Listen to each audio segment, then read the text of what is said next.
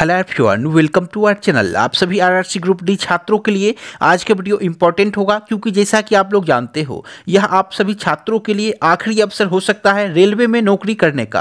क्योंकि आने वाले समय में वापस से रेलवे में वैकेंसी दिखे, इस बात की कोई गारंटी नहीं है, यह कोई नहीं कह सकता। इसलिए आप लोगों को इस अपॉर्चुनिटी को अपने हाथ से नहीं जाने देना है। 2019 का जो आपका ग्रुप डी का वैकेंसी है, 2022 में एग्जाम होना है। इस अपॉर्चुनिटी में आप लोगों को अपना 100% लगाना है। 100% एफर्ट लगा के आप लोग सिलेक्शन पा सकते हो। तो आज की इस वीडियो में हम लोग जानेंगे कि आप लोग केवल 30 दिनों में 80 से 85 नंबर तक का सफर कैसे तय करोगे, वह अचूक तरीका क्या है, वो रणनीति क्या है। फिर चलिए हम लोग वीडियो में आगे बढ़ते हैं। यह जो तरीका है, यह मैं खुद पे इंप्लीमेंट कर चुका हूं एनटीपीसी के एग्जाम में, इसलिए मैं आपसे शेयर कर रहा हूं। क्योंकि मैंने जब टेस्ट लगाना शुरू किया था तो 58 से 60 मार्क्स मेरे बन रहे थे एग्जाम से ठीक 1 महीने पहले। लेकिन एग्जाम आते आते वही स्कोर हमारा जो था रो स्कोर, वह 76 to 78 तक चला गया और नॉर्मलाइज्ड स्कोर 88 पहुंच गया। आखिर उसके पीछे क्या रीजन है, वो तरीका क्या है, हम लोग आज की इस वीडियो में जान सकेंगे। तो आप लोग वीडियो में बने रहना। चलिए हम लोग वीडियो की शुरुआत करते हैं। मैं आपसे केवल एक ही बात कहूंगा, बकवास तो सब करते हैं, आप केवल मेहनत कर लो। चलिए फिर वीडियो में आगे बढ़ते हैं। देखो, इस वीडियो को बनाने का मेरा केवल एक ही मोटिव है कि आप लोग इस वीडियो से कुछ सीख सको, इसे फॉलो करके एग्जाम में अच्छा करके सिलेक्शन ले सको, और आप लोग हमारे इस 2 से 4 मिनट के वीडियो को सदियों तक याद रख सको, रामबाण के रूप में अपने मित्रों के साथ शेयर कर सको। और साथ ही साथ जिन लोगों के 30 से 35 स्कोर हो रहे हैं, वो लोग अपने स्कोर को 80 से 85 तक ले जा सके। यह भी हमारा एक मोटिव है आज की इस वीडियो को बनाने का। देखो, बहुत सारे छात्रों की जो गलतफहमी होती है कोर्स को लेके, सबसे पहले वो मैं दूर कर दूं। कोर्स का केवल और केवल छात्रों के लिए एक बेनिफिट है कि कोर्स जो है आपको वो शॉर्ट टाइम में आपका सिलेबस कंप्लीट करा देता है, और आपको एक सही डायरेक्शन दिया जाता है कोर्स के माध्यम से, ताकि आप लोग यह पढ़ो और सिलेक्शन ले सको। बस केवल इतना कोर्स का रोल होता है। आप लोग चाहोगे जो कोर्स की मदद से हम लोग सिलेक्शन ले ले, तो यह इम्पॉसिबल है, यह आपके लिए पॉसिबल नहीं है। इसलिए आप लोगों को अपना 100% एफर्ट लगाना है। जब भी आपका सिलेक्शन कराएगा तो वो आपका एफर्ट कराएगा, स्मार्ट अप्रोच कराएगा, स्मार्ट वर्क के साथ साथ हार्ड वर्क कराएगा। तो देखो, आप सभी छात्रों को इन फैक्ट्स का ध्यान रखना है और खुद को गलतफहमी से दूर रखना है।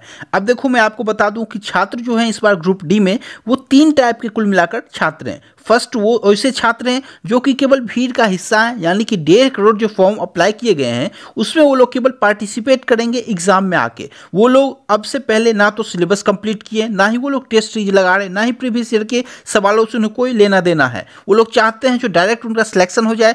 तो शॉर्टकट तो नहीं है, जो सही फैक्ट है वो आप लोग समझना। और टाइप 2 जो छात्र होते हैं, मैं आपको पहले टाइप बता दूं, फिर इसका सॉल्यूशन बता दूंगा कि आप लोगों को क्या करना है 80 से 85% स्कोर करने के लिए एग्जाम में।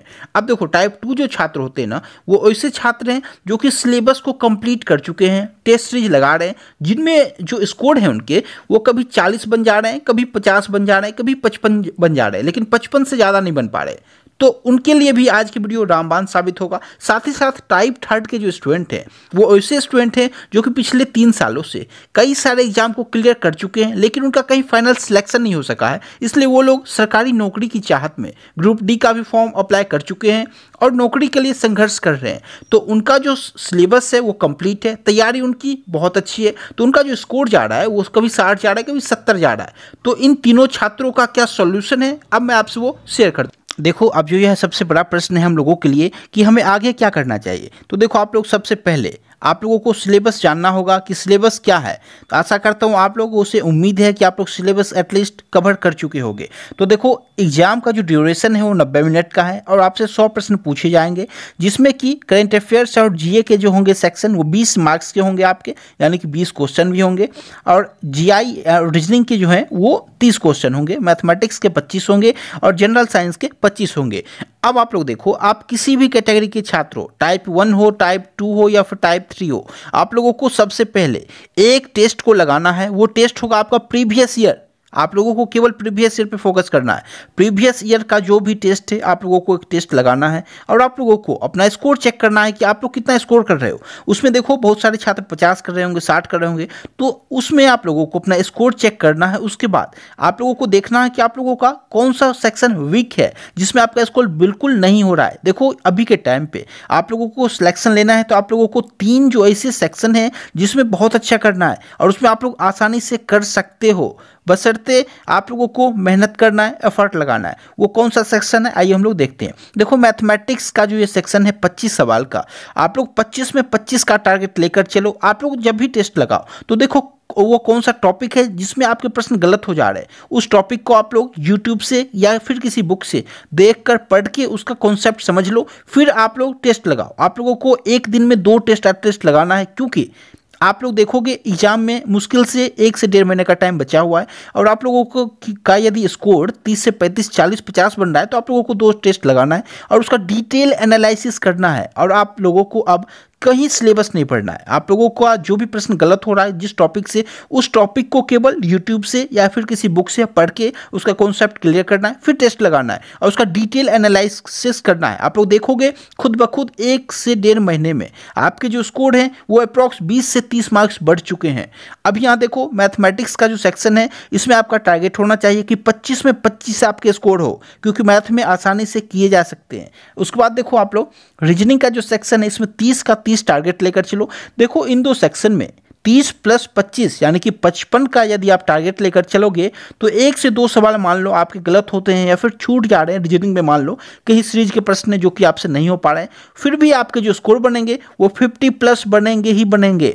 ये मैं आपसे कह रहा हूँ। आप लोगों को केवल इस पॉइंट का ध्यान रखना है, जिस भी सेक्शन से सवाल गलत हो रहे हैं उस सेक्शन को आपको, उस टॉपिक को यूट्यूब से करने हैं, कॉन्सेप्ट देखने हैं, उसका तरीका जानना है, फिर आप लोगों को टेस्ट लगाना, डिटेल एनालिसिस करना है। तो यहाँ से देखोगे इन 2 सेक्शन में 55 का टारगेट लेकर चलोगे, 50+ आपका स्कोर आ जाएगा, आसानी से आ जाएगा यदि आप लोग सही दिशा में मेहनत करोगे। उसके बाद देखो जहां स्कोर किया जा सकता है वो कौन सा सेक्शन है, वो आपका जनरल साइंस का सेक्शन है, जहां पे 25 में से अप्रॉक्स आप लोग देखोगे 9 से 10 सवाल केवल न्यूमेरिकल बेस्ड सवाल आते हैं।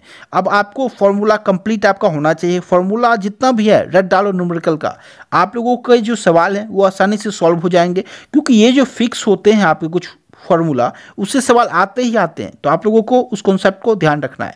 उसके बाद देखो यहाँ 9 से 10 सवाल, उसके बाद जनरल करंट अफेयर्स का और जीए का जो सेक्शन, उसमें आप लोगों को जीए और पॉलिटी में, पॉलिटी से देखो कुछ आर्टिकल हैं जहाँ से फिक्स सवाल होते ही होते हैं, आपसे अमेंडमेंट है, फिक्स सवाल होते हैं। तो उस टॉपिक को आपको कवर करके करंट अफेयर्स का जो यह जो सेक्शन है इसमें आपको मेहनत करना है। इसमें देखो एग्जाम से 5 से 10 दिन पहले ये जो टाइम होता है, इस टाइम पे करंट अफेयर्स के सेक्शन को आसानी से आप लोग कंप्लीट कर सकते हो। इसमें आपको पूरे साल टाइम नहीं देना होता है, क्योंकि करंट अफेयर्स के कभी 5 सवाल पूछे जाते, कभी 6 सवाल, कभी 8 से 10 सवाल भी पूछ लिए जाते हैं। उसमें से वर्तमान में कौन क्या है, या फिर हाल ही में जितने भी स्पोर्ट्स अवार्ड हैं या फिर किसी न किसी रूप में अवार्ड है, बुक है, इन्हीं से आप लोग देखोगे 4 से 5 सवाल पूछ लिए जाते हैं। तो आप लोगों को केवल इस सेक्शन को अच्छे से करना है, बाकी के जो करंट अफेयर्स हैं पूरे साल का उसे आप लोग छोड़ सकते हो। आप लोगों को पुरस्कार करना है, वर्तमान में कौन क्या करना है, इन सभी टॉपिक्स को करना है। तो यहाँ से आप लोग देखोगे यदि आप लोग 50